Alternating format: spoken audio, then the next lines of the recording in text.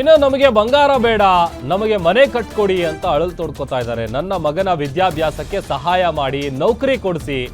ಜನಪ್ರತಿನಿಧಿಗಳು ಅಧಿಕಾರಿಗಳಿಗೆ ಗಂಗವ್ವ ಅವರು ಮನವಿ ಮಾಡಿಕೊಂಡಿದ್ದಾರೆ. ಅಣ್ಣನ ಆಸರಿಯಲ್ಲಿ ಬದುಕ್ತಾ ಇದ್ದಾರೆ ಗಂಗವ್ವ, ಹಾಗೇನೆ ಅವರ ಮಗ. ಅಣ್ಣನ ಜಮೀನು ಒತ್ತೆ ಇಟ್ಟು ಮನೆಯನ್ನ ಕಟ್ಟಿಸ್ತಾ ಇದ್ರು. ಆ ಮನೆ ಕಟ್ಟಿಸೋದಕ್ಕೆ ಅಂತಾನೆ ಅಡಿಪಾಯ ಹಾಕ್ಬೇಕಾದ್ರೆ ಮಣ್ಣಗದಾಗ ಇದು ಸಿಕ್ಕಿರೋದು. ಸದ್ಯ ಮನೆ ಇಲ್ಲದೆ ಬೇರೆಯವರ ಮನೆಯಲ್ಲಿ ವಾಸ ಮಾಡ್ತಾ ಇದ್ದಾರೆ ಗಂಗವ್ವ.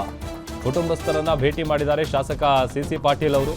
ಈ ಕುಟುಂಬದ ನೆಮ್ಮದಿ ಜೀವನಕ್ಕೆ ಸಹಾಯ ಮಾಡ್ತೀವಿ ಅಂತ ಲಕ್ಕುಂಡಿಯಲ್ಲಿ ಶಾಸಕ ಸಿ ಪಾಟೀಲ್ ಅವರು ಹೇಳಿಕೆಯನ್ನ ಕೊಟ್ಟಿದ್ದಾರೆ.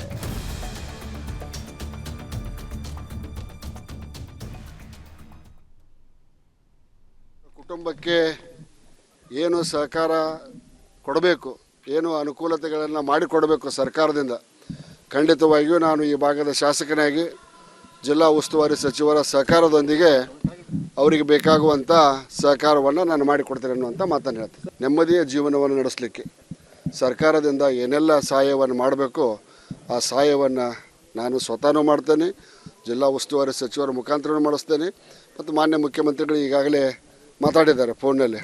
ನಾನು ಕೂಡ ಬೆಂಗಳೂರಿಗೆ ಹೋದಾಗ ಮಾನ್ಯ ಮುಖ್ಯಮಂತ್ರಿಗಳ ಜೊತೆಗೆ ಮಾತನಾಡಿ ಅವಶ್ಯಕತೆ ಬಿದ್ದರೆ ಈ ಕುಟುಂಬವನ್ನು ಕೂಡ ಇಲ್ಲಿಯ ಗ್ರಾಮದ ಹಿರಿಯರಿಗೆ ಹೇಳಿ ಮುಖ್ಯಮಂತ್ರಿಗಳಿಗೆ ಭೇಟಿ ಮಾಡುವಂಥ ಕೆಲಸವನ್ನು ಮಾಡ್ತೇನೆ. ಅವರ ಕುಟುಂಬಕ್ಕೆ ಏನು ಸಹಕಾರ ಕೊಡಬೇಕು, ಏನು ಅನುಕೂಲತೆಗಳನ್ನು ಮಾಡಿಕೊಡಬೇಕು ಸರ್ಕಾರದಿಂದ,